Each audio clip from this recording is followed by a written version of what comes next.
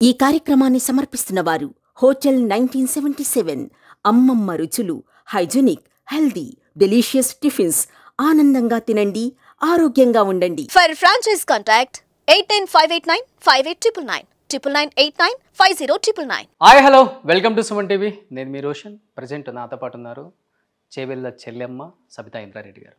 So Sabitha Indra Reddy గారు నమస్తే. నమస్తే మా. ఇన్ని సంవత్సరాల్లో లేవని నోరు ఒక్కసారిగా మొన్న అసెంబ్లీలో కన్నీరు కారుస్తూ లేచి ప్రజాపక్షాన అండ్ మీ పక్షాన కూడా పోరాడే స్థాయికి సబితా ఇంద్రారెడ్డి అమ్మ వచ్చేసారు. రాష్ట్రానికి ముఖ్యమంత్రి హోదాలో ఉన్న వ్యక్తి ముంచారు అని ఒక వర్డ్ అనేసరికి వెనకాల ఉండే అక్కలు ఇక్కడ ఉండి చెప్పి ఇక్కడ ముంచి అక్కడికి తేలిండ్రు. ఏం ముంచాం అసలు?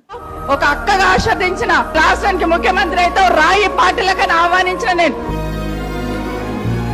ఒక్కసారి గుండె గాయం అయితేనే కళ్ళ నుండి నీళ్ళు వస్తాయండి, ఊరికే రావు. అక్క నా వైపు ఉంటే బాగుండే అని తెలియని ఒక బాధ ప్రేమ కనిపిస్తుంది ఆయన కళ్ళల్లో. నాకు తమ్ముడికి ఏమైనా గొడవ ఉంటే ఇంట్లో చూసుకుంటాం. అంటే ఏదో ఒక రకంగా ఆడబిడ్డలను అవమానించాలనే ప్రయత్నం మొన్న అసెంబ్లీలో జరిగింది అనేది వాస్తవం. ఇదే చేవెళ్ళ అక్క కాంగ్రెస్ పార్టీలో ఉండుంటే మళ్ళీ రేవంత్ రెడ్డి గారి హయాంలో కూడా హోమ్ మినిస్టర్ అయ్యి ఉండేవాళ్ళు. రాజశేఖర రెడ్డి గారు చనిపోయిన తర్వాత మెల్లిమెల్లిగా నాకు కూడా ఇబ్బందులు స్టార్ట్ అయినాయి కదా పార్టీలో. జగన్మోహన్ రెడ్డి గారి ఇష్యూ వచ్చినప్పుడు మాలంటోళ్ళని ఇబ్బంది పెట్టారు కదా, మాకు సంబంధం లేకపోయినా. అవమానం వల్లే మీరు పార్టీ మారారు. నా ఇంటికి వచ్చి నన్ను తోసేసినట్టు చేశారేంటి? బట్ రాజశేఖర రెడ్డి గారు ఇచ్చిన భరోసా అంటే ఏం చెప్తారు ఆ టైంలో? భగవంతుడు ఇందిరారెడ్డి అనే డోర్ క్లోజ్ చేశాడు, రాజశేఖర రెడ్డి అనే డోర్ ఓపెన్ చేశాడు. రాజశేఖర రెడ్డి గారు చనిపోయిన రోజు మరొక్కసారి చీకటి అయిపోయింది నాకు. అంతమంది మహిళా లీడర్లు ఉండగా ఎందుకు మీరు చేవెళ్ళ చెల్లెమ్మ అని ఒక పేరు పెట్టి ఆమెకు అంత ఇంపార్టెన్స్ ఇస్తున్నారు? సబితమ్మని చూడగానే విమలమ్మని చూసినట్టు అనిపిస్తుంది. నేను అడుగుతున్నాను, తప్పుగా కూడా అనుకోవద్దు. తెలియని బాగా మారుమూల విలేజెస్లో కూడా ఇప్పుడు భర్త పోయినా కానీ బొట్టు అన్నీ పెట్టుకుంటున్నారు. ఇప్పుడు ఆ రోజుల్లోనే నేను పెట్టుకోకూడదని ఎందుకు అనిపించింది? అంటే దాని ముందు ఒక ఇన్సిడెంట్ జరిగింది. చిన్న వయసు అమ్మాయి బొట్టు పెట్టాలా వద్దా అని అడుగుతున్నారు వదినమ్మ వాళ్ళని. అడిగితేను వాడే పోయిన తర్వాత బొట్టు ఇంపార్టెంటా అన్నారు. బట్ ఆ కుటుంబంలో అంత స్థానం ఇచ్చారు కదా మీకు. ఆయన పోయిన తర్వాత జగన్మోహన్ రెడ్డి అత్త అన్న ఒక బాండింగ్ ఉందా మీ ఇద్దరి మధ్య? మా కుటుంబంలో మీకు ఉంటుంది అక్క అన్నాడు. ఎందుకు మరి అహంకారం ఎక్కువ బీఆర్ఎస్ పార్టీ నాయకులకి అనేది బయట ఎక్కువ ప్రచారం జరిగిందంటే ఏం నేను ఏమంటాను? కేటీఆర్ గారు ఏదైనా మాట్లాడితే అహంకారం అంటున్నారు. మరి మొన్న రేవంత్ రెడ్డి గారు మాట్లాడింది ఎట్లుంది? పార్టీ మారుతున్నారు ఏమన్నా మీరు? ఆలోచనే లేదు. అండ్ ఈ మధ్య కవిత గారి ఆరోగ్యం కూడా క్షీణించిందని ఒక 2-3 టైమ్స్ హాస్పిటల్కి కూడా తీసుకెళ్లారు అన్నారు. ఒక రకంగా పొలిటికల్గా అంతకన్నా పెద్ద పెద్ద స్కామ్స్ ఎన్ని జరిగినాయి తెలీదా? Hi hello welcome to Suman TV. నేను మీ రోషన్. ప్రజెంట్ నాతో పాటు ఉన్నారు చేవెళ్ళ చెల్లెమ్మ సబితా ఇంద్రారెడ్డి గారు. సో సబితా ఇంద్రారెడ్డి గారు నమస్తే. నమస్తే మా. గత 40 సంవత్సరాల నుంచి రాజకీయాల్లో ఉంటూ తొనకొని కుండ అంటారు చూసారా, అలానే ఉన్నారు. మీరు కావచ్చు, మీ హస్బెండ్ కావచ్చు. ఇది చాలా చాలా కష్టం. అలాంటిది ఇన్ని సంవత్సరాల్లో లేవని నోరు ఒక్కసారిగా మొన్న అసెంబ్లీలో కన్నీరు కారుస్తూ. ఎందుకంటే 45 సంవత్సరాల ప్రయాణం అది. ఇందిరారెడ్డి గారు స్టూడెంట్ లీడర్ ఉన్నప్పటి నుండి పాలిటిక్స్లో ఎంటర్ అయిపోయి, ఈవెన్ లా కాలేజ్ ప్రెసిడెంట్ ఉన్నప్పుడు కూడా ఆయన చేవెళ్ళ పోయి హాలిడే వచ్చిందంటే చాలు చేవెళ్ళ వెళ్ళి అప్లికేషన్స్ రాయడం అట్లా హెల్ప్ చేసేవాడు పేదవాళ్ళకి. ఎక్కడన్నా కాలేజ్లలో స్కాలర్షిప్స్ ఇష్యూ ఉందంటే ఫస్ట్ ఇందిరారెడ్డి గారు పరిగెత్తేవాళ్ళు లా కాలేజ్ ప్రెసిడెంట్గా ఉన్నప్పుడే. సో ఆ రోజు నుండి మొదలు పెడితే ఈ రోజు వరకు మా నిరంతర ప్రయాణం అట్లా జరుగుతూనే ఉంది, పదవిలో ఉన్నా లేకున్నా. అప్పుడప్పుడు అనేదాన్ని మా వారితో, ఏదో పోయిన జన్మలో ఏదో పాపం చేస్తే మీరు రాజకీయాల్లోకి వచ్చారు, అందరికీ దండాలు పెడతారు ఊరికే అని మాట్లాడుతుంటే టీచ్ చేస్తుందని మా వారిని. కానీ అప్పుడు మా వారు ఒకటే అనేవారు, నీకు అర్థం కాదులే ఇందులో ఉన్న తృప్తి ఏంటనేది, ఎంతో అదృష్టం చేస్తే కానీ ఇలాంటి సర్వీస్ ఇవ్వలేము మనం అని చెప్పేవాడు. తర్వాత అర్థమైంది నాకు కూడా. తర్వాత నిజంగానే కదా, ఎంతో అదృష్టం చేస్తే కానీ 10 మందికి సాయం చేసే అదృష్టం మాకు రాదు అనే ఆలోచన తర్వాత వచ్చింది. మొన్న ఒక్కసారి రియాక్ట్ కావడానికి రీజన్ ఏంటంటే, మీరు అన్నారు నేను ఎవరిని అనవసరంగా హర్ట్ చేయను, నేను బాధపడ్డా కూడా హార్ష్ ఒక మాట అనడానికి కూడా ఇష్టపడను. నేను నా వీక్నెస్ ఏంటంటే ఎదుటి వాళ్ళని బాధ పెడితే నేనే బాధపడతాను. ముఖ్యమంత్రి గారి లెవెల్లో అంటే బయట మస్తు విమర్శలు చేస్తుంటారు పొలిటికల్గా, మైక్ పట్టుకున్నప్పుడు లేకపోతే నలుగురు మధ్యలోనో నిందలు వేయాలని ప్రయత్నం చేస్తారు, బురద జల్లాలని ప్రయత్నం చేస్తారు, ఎన్నో విమర్శలు చేస్తూ ఉంటారు. వాటిని ధీటుగా సమాధానం చెప్పగలుగుతాం. ప్రజలకు మేమేంటో తెలుసు కాబట్టి ప్రజలు న్యాయ నిర్ణేతలు, అల్టిమేట్గా ప్రజలే న్యాయ నిర్ణేతలు రాజకీయాలలో. సో అక్కడ సమాధానం చెప్పగలుగుతాం. కానీ రాష్ట్రానికి ముఖ్యమంత్రి హోదాలో ఉన్న వ్యక్తి ముంచారు అని ఒక వర్డ్ అనేసరికి అక్కలు అన్నాడు, ముంచాడు అన్నాడు. అక్కలు అంటే మీ ప్రాణం పేరు ఇస్తారు. ఎత్తారా? పేరు ఎత్తకపోయినా ఎన్నుకున్న అక్కలు అంటే ఎవరండి? కేటీఆర్ గారు మీ ఎన్నుకున్న అక్కలు ఇక్కడ ముంచిండ్రు, మిమ్మల్ని కూడా ముంచుతారు, మీ బతుకు బస్ స్టాండ్ అవుతుందని మాట్లాడారు. అది ఒక్క క్షణంలో ముంచారనే వర్డ్ నాకు నచ్చలేదు. ఏం ముంచాం అసలు? కాబట్టి అంత రియాక్ట్ కావాల్సి వచ్చింది. ఎందుకంటే అక్కలు అనుకుంటూనే మమ్మల్ని ముంచారన్నావు కదా, అక్కల మెంటాలిటీ ఏముంటుంది? మేము కష్టపడ్డా, మేము నష్టపోయినా మమ్మల్ని నమ్ముకున్న మా అన్న తమ్ములు చల్లగా ఉండాలని కోరుకుంటాం. అది మన భారతీయ సంస్కృతి. అట్లాంటిది ఆ వర్డ్ అనేసరికి కొంచెం నేను కూడా రియాక్ట్ అయ్యాను. సరే, అది మాట్లాడి అంతకే వదిలేస్తే అయిపోయేది. అసలు అవసరం లేని ఇష్యూ అది. కేటీఆర్ గారు మాట్లాడుతుంటే సడన్గా ముఖ్యమంత్రి గారు ఇన్వాల్వ్ అయ్యి మాట్లాడేసరికి అసలు మేము ఆ ఫ్లో కూడా ఫాలో అవుతలేము. కేటీఆర్ గారు మాట్లాడుతుంది ఏదో మేమిద్దరం మాట్లాడుకుంటూ కూర్చున్నాం. సడన్గా మాట అనేసరికి ఒక్కసారి నేను కూడా ఎక్కడ ముంచాం నిన్ను అని అడగడంలో కొంచెం ఆ రోజు కూడా నేను గట్టిగా మాట్లాడాల్సి వచ్చింది. ఎందుకంటే పెద్ద పెద్ద సౌండ్ అరుస్తూ ఉంటే కొంచెం గట్టిగా మాట్లాడాల్సి వచ్చింది. కానీ ఎగ్జాక్ట్లీ గట్టిగా అంటే అంత హట్ అయినాను. అంటే గుండెకి తగిలింది. ముంచారనే వర్డ్ నేను ఒక అబద్ధం చెప్పడానికి ఇష్టపడను. నిజానికైతే నేను మా నియోజకవర్గంలో కూడా ఒక మాట ఇస్తే ఖచ్చితంగా దాన్ని ఎట్లా సాల్వ్ చేయాలని ట్రై చేస్తుంటాను. ఒకవేళ కాకపోతే కాదని చెప్పేస్తాను. ఇది నాతో కాదు, చేయలేను, ఇంకా కొన్ని రోజులు వెయిట్ చేయండి, ఇట్లా చెప్తాను తప్పిస్తే అబద్ధాలు చెప్పడం అనేది కొంచెం ఇబ్బంది అనిపిస్తుంది. అట్లాంటిది ముంచారనేసరికి కొంచెం తగిలింది గుండెకి. కాబట్టి రియాక్ట్ అయ్యింది అనుకుంటాను. అది ఒక్కసారి గుండెకి గాయమైతేనే కళ్ళ నుండి నీళ్ళు వస్తాయండి, ఊరికే రావు. నటిద్దామంటే కూడా రావు. పొరపాటున నటించడానికి ట్రై చేద్దామన్నా గొంతు అట్లా ఇది కాదు, కళ్ళకెళ్ళి నీళ్లు రావు. బట్ నాకు అంత తగిలింది ఇమీడియట్గా. కాబట్టి నా గుండెకి ఆ విధంగా తగిలింది కాబట్టి గొంతు ఆ విధంగా ఇది అయిపోయింది. ఏం మోసం చేశానని ఒక వర్డ్ నన్ను హర్ట్ చేసింది. సరే, అది అడుగుతూనే ఉన్నా బట్టి గారు లేసి ఇంకా ఇదిగా మాట్లాడారు. అది ఇంకా బాధ అనిపించింది. ఏ మొహం పెట్టుకొని వచ్చారు మీరు, మమ్మల్ని మోసం చేశారు, మీ వల్లనే నా పదవి పోయింది, ఇవన్నీ మాట్లాడుతుంటే నాకు మైక్ ఇస్తే బాగుండేది. ఇప్పుడు మీరేమో పెద్ద మనుషులుగా, ముఖ్యమంత్రిగా, ఉప ముఖ్యమంత్రిగా మీరు మైక్ యూజ్ చేసుకుంటుంది. మరి నా వాయిస్ ఎక్కడ పోవాలి? అసెంబ్లీలో ఒక్కసారి పేరు తీసుకుంటే ఖచ్చితంగా సమాధానం చెప్పుకోవడానికి అవకాశం ఇవ్వాలి. బట్ 3 రోజులు ట్రై చేసిన ఇవ్వలే కదా, 3 days ట్రై చేసిన ఇవ్వలే. బట్టి గారు అన్నారు నేను ఒక్కదాన్ని పోవడం వల్లనే ఆయన పదవి పోయింది అన్నారు. నేను పార్టీ మారడానికి ఎన్నో కారణాలు ఉన్నాయి కదా. ఇంటర్నల్గా నేను ఒక్కరోజు మాట్లాడలేదు, పార్టీ గురించి మాట్లాడలే, మిమ్మల్ని గురించి మాట్లాడలే, నాకు జరిగిన దాని గురించి కూడా మాట్లాడలే. ఎప్పుడైతే నాకు ఆత్మాభిమానం దెబ్బతిన్నది అనుకున్నానో నేను అక్కడ నుండి వెళ్ళిపోవాలనుకున్నాను. నేను అవతల పార్టీకి యువతల పార్టీ కూడా పోవాలనుకోవాలి. ఒక్క క్షణం అక్కడ నుండి పక్కకి వెళ్ళిపోవాలనుకున్నాను. బట్టి గారు అన్నారు అసలు మీకు మా పార్టీ 10 సంవత్సరాలు నీకు మంత్రి పదవి ఇచ్చిందని అన్నారు. కానీ ఒకసారి నా చరిత్ర కూడా చూసుకోవాలి కదా. ఇందిరారెడ్డి గారు ఉన్నప్పటి నుండి మొదలు పెడితే, ఇందిరారెడ్డి గారు ఎన్టీ రామారావు గారితో ప్రయాణం చేసినప్పటి నుండి, హోమ్ మినిస్టర్గా ఉండి చంద్రబాబు నాయుడు గారు గవర్నమెంట్ ఫామ్ చేసినప్పుడు ఇటు వస్తే హోమ్ మినిస్టర్ ఉంటుంది అని చెప్పినా కూడా నాకు హోమ్ మినిస్టర్ అక్కర్లేదు, నేను ఎన్టీ రామారావుతోనే ఉంటాను అని చెప్పి అట్లాగే స్టాండ్ అయ్యి ఉన్నారు. ఎన్టీ రామారావు గారు చనిపోయిన తర్వాత కూడా లక్ష్మీపార్వతితో ఉండి తనను అక్కడ పాతపట్నంలో గెలిపించడానికి ఏ విధంగా కృషి చేశారనేది రాష్ట్రం అంతా తెలుసు. తర్వాత తెలంగాణలో వచ్చినప్పుడు ఆ పార్టీ ప్రభావం లేనప్పుడు మరి డెఫినెట్గా నేను ప్రజల మధ్యలోనే ఉండాలి అనుకుంటున్నప్పుడు అప్పుడప్పుడే తెలంగాణ వాదం అంటే మరుగునబడ్డ వాదం తట్టి లేపినట్టు మా వారు ఒక్కసారి తెలంగాణ వాదాన్ని ఎత్తుకొని తెలంగాణ రాష్ట్రం అంతా తిరుగుతూ అలాంటి సందర్భంలో పార్టీ పెట్టుకోవడం, ఆ తర్వాత రాజశేఖర రెడ్డి గారి పిలుపు మీద కాంగ్రెస్ పార్టీలోకి రావడం, కాంగ్రెస్ పార్టీ నుండి పోటీ చేసిన 8 నెలలకే మా వారు చనిపోయారు. అవును. సో ఆ టైంలో నా మీద కూడా చాలా ఒత్తిళ్ళు ఉండే, తెలుగుదేశంలోకి రమ్మని, మంత్రి పదవి ఇస్తామని ఎంతోమంది వచ్చి ఇన్వైట్ చేసిన సందర్భం కూడా చాలామందికి, జిల్లాలందరికీ తెలుసు, రాష్ట్రంలో తెలుసు. కానీ నేను అట్లా వెళ్ళలేదే. మా వారు ఉన్న దాంట్లోనే ఉండాలనుకున్నాను. ఉన్నప్పుడు రైట్ 4 సంవత్సరాలు ఉన్నాం, ఆ పొజిషన్లో ఉన్నాం, రాజకీయాలు నేర్చుకున్నాం. అసలు రాజకీయాలు అంటే ఇష్టం లేదు, నేను రాజకీయాల్లోకి వచ్చాను. మైక్ ఫియర్, స్టేజ్ ఫియర్ అవన్నీ కూడా అధిగమించి నిలదొక్కునే ప్రయత్నం చేశాను. అర్ధరాత్రి ఎవరైనా కష్టం ఉందామంటే పరిగెత్తే ప్రయత్నం చేశాను. అంటే నిలదొక్కుకోవాలనే ప్రయత్నం. ఇందిరారెడ్డి గారి పేరు అట్లా ఉండాలనే తాపత్రయం. తర్వాత రాజశేఖర రెడ్డి గారు నాకు 2004లో అవకాశం ఇచ్చారు, మంత్రిగా పాదయాత్ర చేసే అవకాశం ఇచ్చారు. చెవెళ్ళ చెల్లెమ్మ అని నోరార పిలిచారు రాజశేఖర రెడ్డి గారు. ఆ చెల్లెమ్మగానే అన్నోన్నర రోజులు మనసు పెట్టి పార్టీని ఇల్లులాగా తీర్చిదిద్దుకునే ప్రయత్నం నా జిల్లాలో చేశాను. పార్టీలో ముఖ్యంగా మీకున్న ప్రాముఖ్యత, మీకున్న ఇది ఎవరికి లేదు. సబితా ఇంద్రారెడ్డి గారు అంటే ఒక సపరేట్ ఇది. థ్యాంక్స్ టు రాజశేఖర రెడ్డి గారు. ఎందుకంటే రాజకీయాల్లోకి వచ్చినప్పుడు మొదట్లో నాకు మా వారు చనిపోయినప్పుడు నా దగ్గరికి కౌకుంట్లో మా ఊరికి వచ్చారన్న.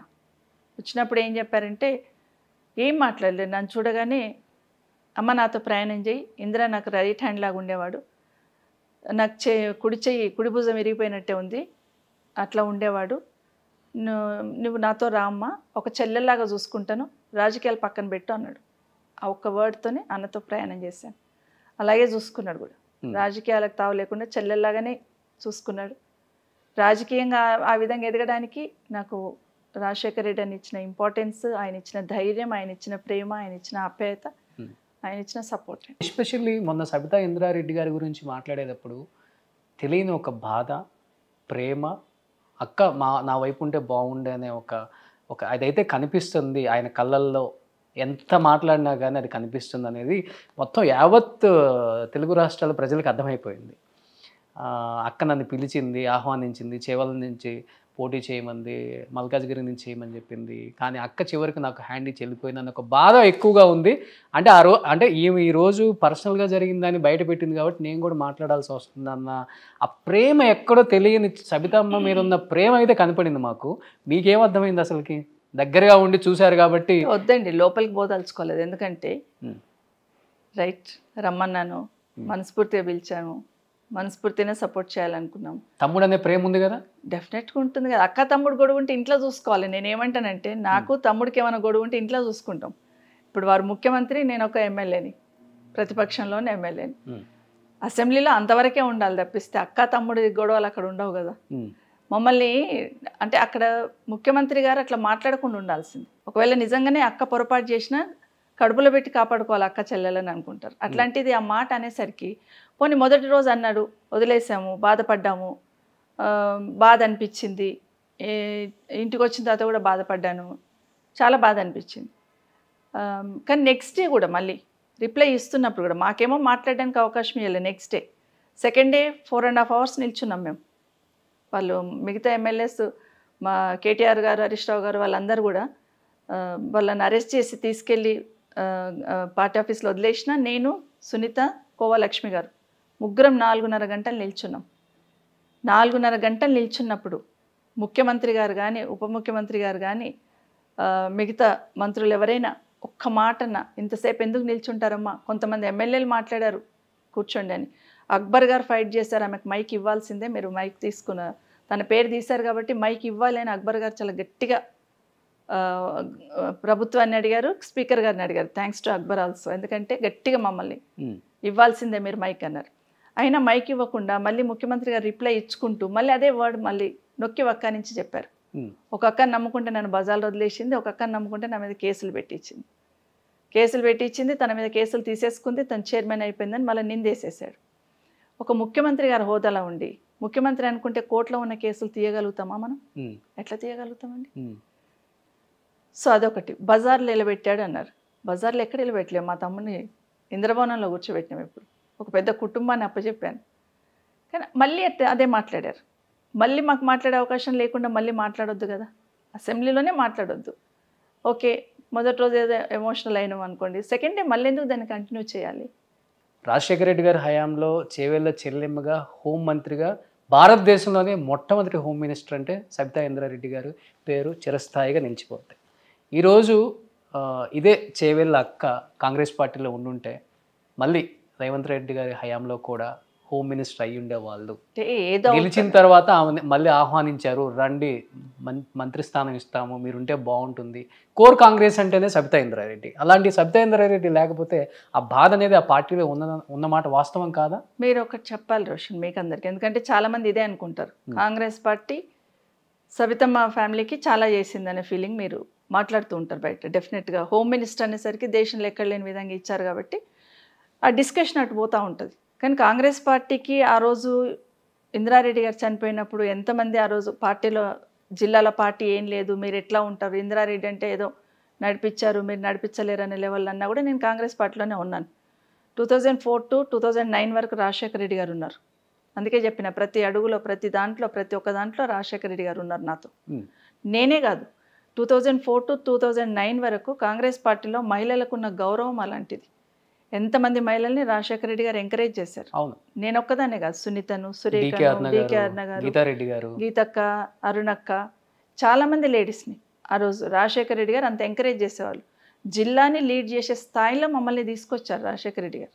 అందులో రంగారెడ్డి జిల్లాని నాకు లీడ్ చేసే ధైర్యాన్ని ఇచ్చారంటే అది ఆషామాషి ఏం కాదు. కానీ 2009 తర్వాత రాజశేఖర రెడ్డి గారు చనిపోయిన తర్వాత మెల్లిమెల్లిగా నాకు కూడా ఇబ్బందులు స్టార్ట్ అయినాయి కదా పార్టీలో.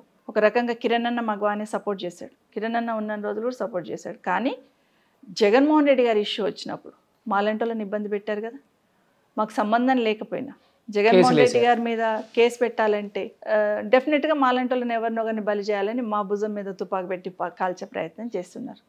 ఆ రోజు ఇప్పుడు పార్టీ నాకు ఏం చేసింది, 2009 నుండి 2014 వరకు చూసుకుంటే 4 సిబిఐ కేసులు నా మీద.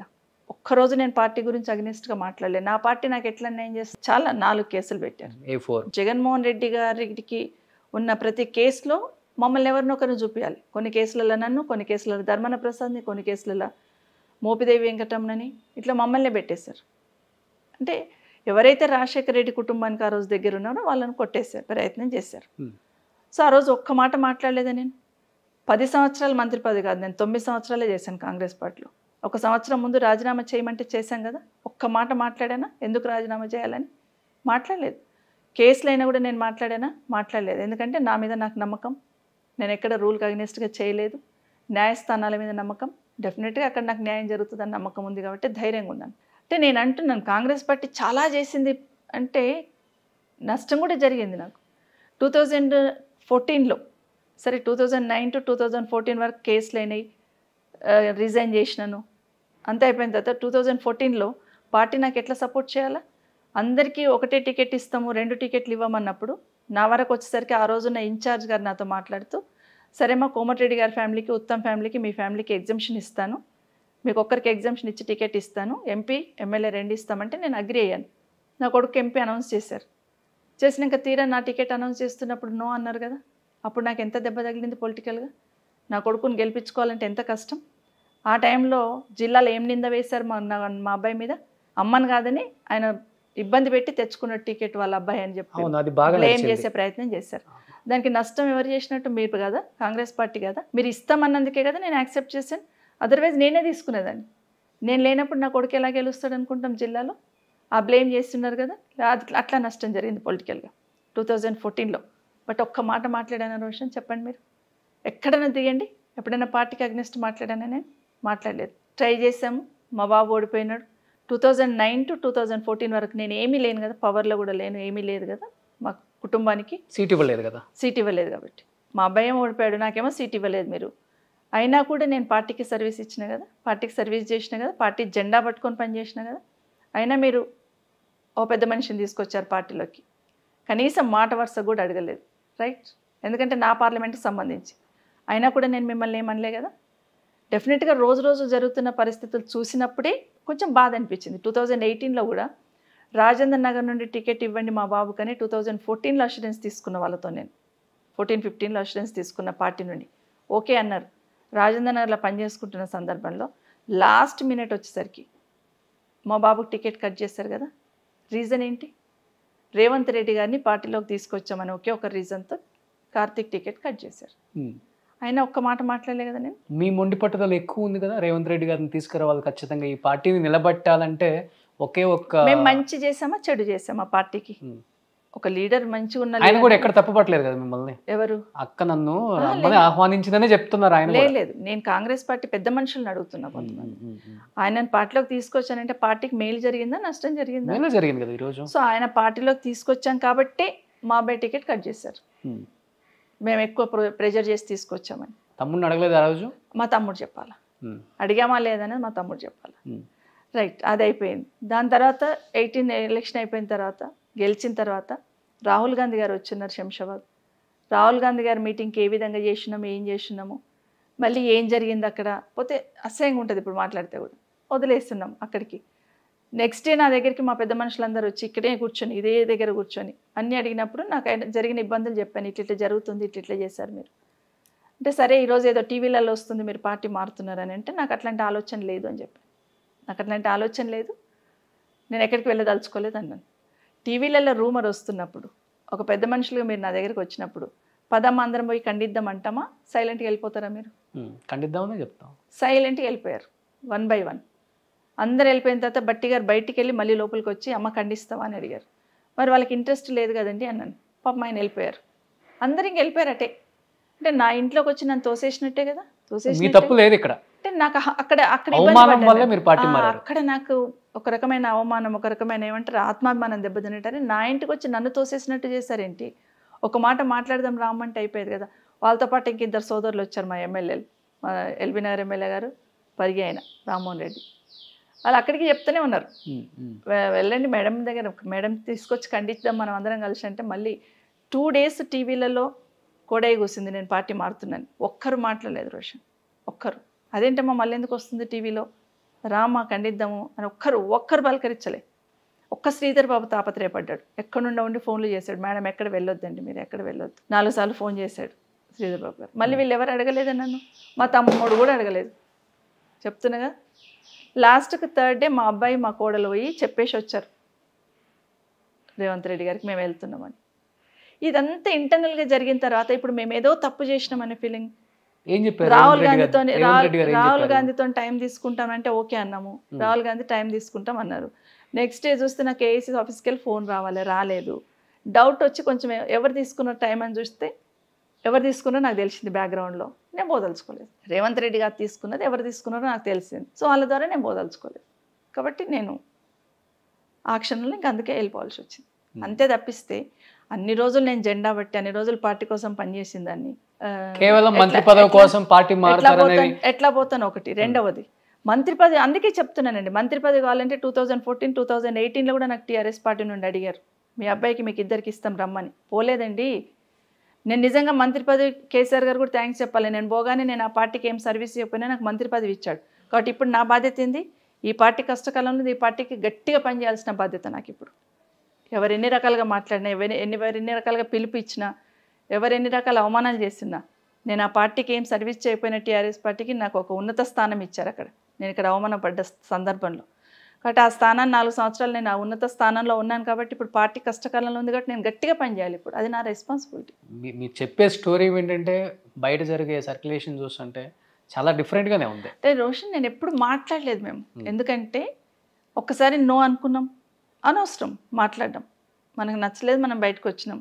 మన ఉనికిని మనం కాపాడుకోవాలి, మనం కాపాడుకోవాలంటే బయటకు వచ్చి సెల్ఫ్ రెస్పెక్ట్ ఆత్మాభిమానం దెబ్బతిన్నప్పుడు ఆ ముందు గుంతున్నదో చూడడం, సముద్రం ఉందో చూడడం, దుంకేస్తాం. అది కొంచెం ఎక్కువే కదా మీ కుటుంబానికి? ఎక్కువే అనుకుంటా. ఈ ఇంట్లో ఉన్న ఈ 4 గోడల మధ్య బతికిన జీవితం నాది. అలాంటిది ఈరోజు కొన్ని కోట్ల మందిని అడ్రస్ చేస్తూ మీరు స్పీచ్లు ఇస్తుంటే గుక్క తిప్పకుండా మాట్లాడే కెపాసిటీ దేవుడిచ్చాడు మీకు. నిజంగా దేవుడిచ్చాడు అని చెప్పే కన్నా కూడా ఇంద్రారెడ్డి గారు పరకాయ ప్రవేశం చేసి లోపల ఏమన్నా మాట్లాడిస్తున్నారేమో అనేలా ఉంటాయి కొన్ని స్పీచ్లు మీకు వింటుంటే. అంటే సబ్జెక్ట్ పట్ల అంత అవగాహన. పెద్దగా రాజకీయ జీవితం చూసింది కూడా కదా మీ జీవితం. ఆయన పోయిన తర్వాత వచ్చేసారు జనంలోకి. 10 మంది ఉంటే కూడా మాట్లాడలేరు. చాలా సిగ్గు, బిడియం, భయం, ఏమనుకుంటారో ఏంటో అనేది. ఎలా అమ్మా ఇంత ఈ జీవితాన్ని అలా వడగట్టేశారు? జీవితమే పాఠం నేర్పుతుంటే ఎవ్రీడే ఒక్కొక్క లెసన్ టీచ్ చేస్తుంటుంది. ఇంద్రారెడ్డి గారు, నేను రాజకీయాలకు రావడానికి ఇంకొక రీజన్ కూడా ఏంటంటే, ఇంద్రారెడ్డి గారు చనిపోకముందు ఒక 1 week ముందు ఒక పబ్లిక్ మీటింగ్లో శంకర్పల్లిలో అనుకుంటాను, పబ్లిక్ మీటింగ్ మాట్లాడుకుంటూ ఎందుకు వచ్చిందో ఆయనకు వర్డ్ కానీ ఏదో ఇష్యూ ఎమోషనల్గా మాట్లాడుతూ ఒకవేళ నేను పోయినా నా బుక్కలు కొట్లాడతాయనే మాట స్పీచ్లో మాట్లాడాడు. సో ఆయనకు అంత అంబిషన్ ఉంది కదా, నేను పోయినా నా బొక్కలు కొట్లాడతాయనంటే బాధ్యత ఎవరిది? నాది. అప్పుడు నా పిల్లలు చిన్నోళ్ళు, ఒకటి ఇంటర్మీడియట్, ఒకటి 10th, ఒకటి 7th అట్లా. మా వారు యాక్సిడెంట్ అయ్యింది. 4 o'clock నేను హాస్పిటల్ వెళ్ళి 12:30కి హాస్పిటల్ వెళ్ళి 4కి ఇంటికి వచ్చాను. అంతసేపు అక్కడ హాస్పిటల్లో ఉండి నేను ఒకదాన్ని వెళ్ళాను. మా ఆడపడుచులు ఉండి ఇంట్లో, మా ఆడపడుచుల భర్తలు ఉంటే ఒక బ్రదర్ని తీసుకొని, ఒక అన్నని తీసుకొని వెళ్ళాను. నేను ఒక్కదాన్ని వెళ్ళాను ఆ టైంలో. నేను మా అన్న డ్రైవర్ని తీసుకొని వెళ్ళిపోయాను. నేను వెళ్ళిపోయేసరికి రాజశేఖర రెడ్డి గారు ఉన్నారు అక్కడ ఆ టైంలో, ఆ నైట్లో 12:30, 1 o'clock. సో ఒక 4 o'clock వరకు అక్కడ ఉండి 4:30కి వచ్చాను ఇంటికి. నేను 4:30కి నేను డోర్ తీసుకొని ఇంటికి వస్తున్నా. మా కార్తీక్ ట్యూషన్కి వెళ్ళాలని 5 o'clock ట్యూషన్ ఉందని బ్యాగ్ వేసుకొని రెడీ అయ్యి వాడు వెళ్తున్నాడు. వాడికి అప్పటివరకు తెలియదు. ఒక్క నిమిషం నేను ఏడుస్తుంటే ఎందుకు ఏడుస్తున్నావు అంటే ఇట్లా అయిపోయిందని అంటే అట్లా పడిపోయాడు. అక్కడ నుండి అట్లా పడిపోయాడు అన్నట్టు, ఇంకా బ్యాగ్ పడేసి. సో అట్లాంటి టైం నుండి చూస్తున్న టైంలో ఎస్, ఇంద్రారెడ్డి గారు బొక్కలతో కొట్లాడుతున్నాడు కదా, పిల్లలు చిన్నోళ్ళు, ఎవరు తీసుకోవాలి ఆ బాధ్యత? నేను తీసుకున్నాను. సో ఒక రకంగా నేను ఏమనుకుంటానంటే నేను ఏదన్నా పని చేస్తున్నప్పుడు డెఫినెట్గా నా వెనకాల ఇంద్రారెడ్డి గారు ఉన్నారు, నా నియోజకవర్గ ప్రజలు ఉన్నారు, నా క్యాడర్ ఉన్నారు, నా ఫ్యామిలీ నాతో ఉంది. ఆ ధైర్యంతో ఫైట్ చేస్తాను. కానీ సింగిల్ పేరెంట్ కష్టాలు అనేవి ఉంటాయి. చాలా కష్టం. డబ్బు ఎంత ఉండని, ఆస్తులు కాదు ఇక్కడ కావాల్సింది. ఆ విలువలు ఎక్కడ కూడా పోకుండా కుటుంబాన్ని జాగ్రత్తగా బ్యాలెన్స్డ్గా తీసుకురావాలి. కొంచెం అటు ఇటుగా ఉందా కానీ చూసారా ఆయన పోయిన తర్వాత ఏం అటు చేసిందో, కుటుంబం ఇంత అయిపోయింది అనే మాట వస్తుంది. అలాంటిది 36 సంవత్సరాల వయసు మీకు, చాలా చిన్న వయసు. 36 సంవత్సరాలు. అంత చిన్న వయసులో భర్త లేకుండా ఒక సింగిల్ లేడీ అయ్యండి, అటు పక్క రాజకీయాలు, ఇటు పక్క కుటుంబం, పిల్లలు తప్పుదోవ బట్టే అవకాశం కూడా ఉంటుంది, 3 మగపిల్లలు. మీరు తీసుకున్న జాగ్రత్తలు అబ్బా గ్రేట్ అమ్మా. ఫస్ట్ ఆ టైంలో మా అమ్మ నాన్న నేను బయటికి వెళ్తే ఉండేవాళ్ళు, మా బ్రదర్ బాగా చూసుకున్నాడు, మా సిస్టర్ బాగా చూసుకునేది, టైం ఇచ్చేవాళ్ళు వాళ్ళు. ప్రధానంగా నేను పాలిటిక్స్లోకి వస్తున్నాడు ఫస్ట్ మా పిల్లల్ని కూర్చోబెట్టి అడిగాను. చిన్న పిల్లలే, 7th క్లాస్ 10th క్లాస్, ఒకడు 7th, ఒకడు 8th, ఒకడు 6th. ఫస్ట్ చిన్నోడు 6th, సెకండోడు 8th, పెద్దోడు 10th కంప్లీట్ అయింది అంతే. ఫస్ట్ వాళ్ళని అడిగా నేను, ఏం చేయమంటారు, అటు రమ్మంటున్నారు, ఇటు మీరు చిన్నవాళ్ళు, మీకు నేను తప్ప ఇంకెవరు లేరు, నన్ను ఏం చేయమంటారంటే మీరు నాన్న ప్లేస్లోకి వెళ్ళండి మమ్మీ అన్నారు. నేను వెళ్తున్నప్పుడు మీ స్టడీస్ ఏమవుతాయి, నేను అప్పుడంత టైం మీకు ఇవ్వకపోవచ్చు అన్నప్పుడు మేము జాగ్రత్తగా ఉంటాం మమ్మీ మీరు వెళ్ళండి అన్నారు. 1 year నేను మైక్ బట్టి మాట్లాడలేని సందర్భం కూడా, అయినా మా ప్రజలు నన్ను గుండెలో పెట్టుకున్నారు. అమ్మ నువ్వు మాట్లాడకపోయినా పర్లే, నువ్వు కనిపించావు చాలు అని నాకు ధైర్యం ఇచ్చేవాళ్ళు. ఇక్కడ ఉన్న లీడర్లు కానీ ఇక్కడ ఉన్న జనాలు కానీ ఆ ధైర్యం ఇచ్చారు నాకు. సో ఇంటికి రాగానే నేను ఎక్కడ బాధపడుతున్నాను, మా పిల్లలు జనరల్గా ఎట్లుంటుందంటే పిల్లలను నేను జాగ్రత్త చూసుకోవాలి, తిన్నారా ఉన్నారా పడుకున్నారని. సో వెళ్ళొచ్చి అట్లా పడుకొని ఏడుస్తూ పడుకుంటే మా పిల్లలు నా చుట్టూ కూర్చునేవాళ్ళు తిన్నంత వరకు. ఒక అపురూపంగా చూసుకున్నారు మా పిల్లలను, నేను కాదు. సో అంత ఇదిగా చూసుకునేవాళ్ళు మా పిల్లలు. సో దానివల్ల ఏమైపోయిందంటే వాళ్ళకి ఇంకా బాధ్యత ఎక్కువైపోయింది. ఏ చిన్న స్టెప్ వేసినా మమ్మీకి చెడ్డ పేరు వస్తుంది. కాబట్టి చాలా జాగ్రత్తగా ఉండాలి. అందులో రాజకీయ కుటుంబం చాలా జాగ్రత్తగా ఉండాలని మా పిల్లలు చాలా జాగ్రత్తగా ఉన్నారు. మా పిల్లలు ఇచ్చిన బలం నేను మాటలో చెప్పలేదు. తర్వాత మా అమ్మ నాన్న కూడా వ్యవసాయం అంతా వదిలేసి వచ్చి ఇంక ఇక్కడే ఉండిపోయినారు, పిల్లలు ఒంటరి అయిపోతారని. సో ఇట్లా ఫ్యామిలీ సపోర్ట్, ఇటు మా ఆడపడుచుల కొడుకులు, అంటే ఫ్యామిలీ అంటే నా కొడుకులు ఒక్కరే కాదు, కుటుంబం అన్నప్పుడు రకరకాల బంధుత్వాలు ఉంటాయి. సో మా ఆడపడుచులు నాకు 7 మంది ఆడపడుచులు, ఒక 5-6 మంది ఆడపడుచుల పిల్లలు నాకు సపోర్ట్ చేస్తారు, మేనల్లుళ్ళు చాలా సపోర్ట్ చేస్తారు, మా బ్రదర్, మా సిస్టర్, ఇట్లా చాలామంది సపోర్ట్ చేస్తేనే నేను నిలదొక్కున్నాను. నా ప్రజలతో పాటు కుటుంబం కూడా ఈ విధంగా సపోర్ట్ చేసింది కాబట్టి నిలదొక్కుకోవాలి. బట్ రాజశేఖర రెడ్డి గారు ఇచ్చిన భరోసా అంటే ఏం చెప్తారు ఆ టైంలో? భగవంతుడు ఒక డోర్ క్లోజ్ చేస్తే ఒక డోర్ ఓపెన్ చేస్తాడు.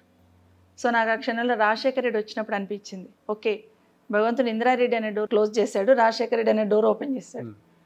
ఓకే ఒక్కసారి రాజశేఖర రెడ్డి అతను కలిసి అడిగేసిన తర్వాత ప్రతి క్షణంలో ఆయన ఇచ్చిన భరోసా, ఆయన ఇచ్చిన ప్రేమ, ఆయన ఇచ్చిన నమ్మకం, ఆయన ఇచ్చిన సపోర్టు. రాజశేఖర రెడ్డి గారు చనిపోయిన రోజు మరొక్కసారి చీకటి అయిపోయింది నాకు. ఏంటి అసలు ఎవరిని నమ్ముకొని వచ్చాను, ఏమైపోయింది, ఇందిరారెడ్డి గారు పోయారు, అన్నున్నారనే ధైర్యంతో ఉన్నాను, ఏమైపోయింది లైఫ్ అసలు, ఎటు పోతాం మనం అని మళ్ళీ కోలుకోవడానికి కొంచెం టైం పట్టింది నాకు. బట్ రాజశేఖర రెడ్డి గారిని కొంతమంది జర్నలిస్టులు కూడా క్వశ్చన్ చేశారు, అంతమంది మహిళా లీడర్లు ఉండగా ఎందుకు మీరు చేవెళ్ళ చెల్లెమ్మ అని ఒక పేరు పెట్టి ఆమెకు అంత ఇంపార్టెన్స్ ఇస్తున్నారు అన్నప్పుడు ఆయన ఒక సమాధానం చెప్పారు, నాకు బాగా గుర్తుంది. మీకేమనిపించింది? ఎందుకు ఇంతమంది ఉన్నారు కదా సబిత మన ఒక్కదాన్ని ఎందుకు చేవెళ్ళ చెల్లెమ్మ అంటారు, అంత పొలిటికల్గా చూడరు, ఆమెను చెల్లెల్లాగానే చూస్తారు అని అడిగారు. అడిగితే అన్న ఒక మాట అన్నాడు, సబితమ్మని చూడగానే విమలమ్మని చూసినట్టు అనిపిస్తుంది. సొంత చెల్లెలు ఆయనకి. విమలమ్మ చిన్న వయసులోనే భర్తను కోల్పోయింది, ఆ ఇబ్బంది ఏంటో నాకు తెలుసు, సబితమ్మని చూడగానే నాకు విమలమ్మ కనిపించింది అని. ఓకే చాలు, అంతకన్నా గొప్పగా ఏముంటుంది. ఇప్పుడు ఇంద్రారెడ్డి గారు మన మధ్య లేకుండా పోయి 24 సంవత్సరాలు అయింది కదమ్మా. 24. ఇప్పటికీ ఆయన ఫోటో దగ్గర కూర్చొని ఏ బాధ వచ్చినా చెప్పుకొని ఏడుస్తారు సబితమ్మ అని చెప్పేసి నేను విన్నాను. ఇంద్రారెడ్డి గారి దగ్గర చెప్తాను, నేను అమ్మవారిని బాగా నమ్ముతాను, దేవుడి గదిలో వెళ్ళి చెప్తాను. ప్రేమించి పెళ్లి చేసుకున్నారా?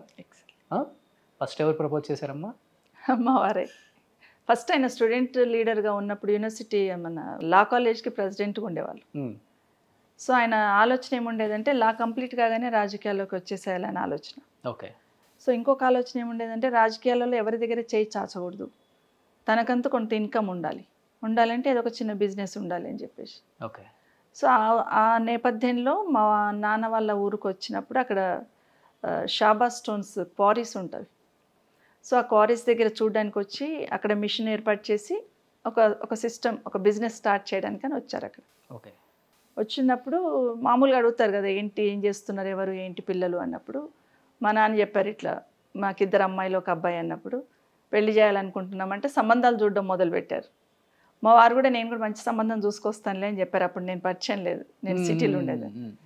చూస్తా ఉంటే వాళ్ళ కాలేజ్లో వాళ్ళు వీళ్ళు అన్నారట, అరే నువ్వెందుకు చూస్తున్నావు సంబంధం, వాళ్ళకి వీళ్ళకి ఎందుకు చెప్తున్నావు, మరి నువ్వే చేసుకోరాదే అన్నప్పుడు రెడ్డి కాలేజ్ నేను అప్పుడు మా వారు అక్కడికి వచ్చి ఇంట్రడ్యూస్ చేసుకున్నారు, నేను సో అండ్ సో ఇట్లా అని. అప్పుడు పరిచయం అయింది. ఓకే. అట్లా అప్పుడు తర్వాత పోయి మా నాన్నకు చెప్పారు చేసుకుంటాను. అట్లా 2 years నా స్టడీస్ కంప్లీట్ అయిందాక. అంటే ఇది అడగకూడదు, నేను అడుగుతున్నాను తప్పుగా కూడా అనుకోవద్దు. అంటే ఇప్పుడు తెలియని బాగా మారుమూల విలేజెస్లో కూడా ఇప్పుడు భర్త పోయినా కానీ అన్ని రకాలుగా వాళ్ళు కూడా బొట్టు అన్నీ పెట్టుకుంటున్నారు ఇప్పుడు. కానీ మీరు చదువుకున్న వ్యక్తి కదా, ఆ రోజుల్లోనే నేను పెట్టుకోకూడదని ఎందుకు అనిపించింది? ఎందుకు అనిపించింది అంటే దాని ముందు ఒక ఇన్సిడెంట్ జరిగింది. తప్పుగా అనుకోవద్దు, చాలా మందికి ఈ క్వశ్చన్ ఉంది, లేదు ఎవరు అడగలేకపోయారు. లేదు, మా మేనల్లుడు రాజేందర్ రెడ్డి అని మా పెద్ద ఆడపడుచు కొడుకు, అబ్బాయి మ్యారేజ్ అయినాక 4 years చంపేశారు అబ్బాయిని, పాలిటిక్స్లోనే చంపేశారు.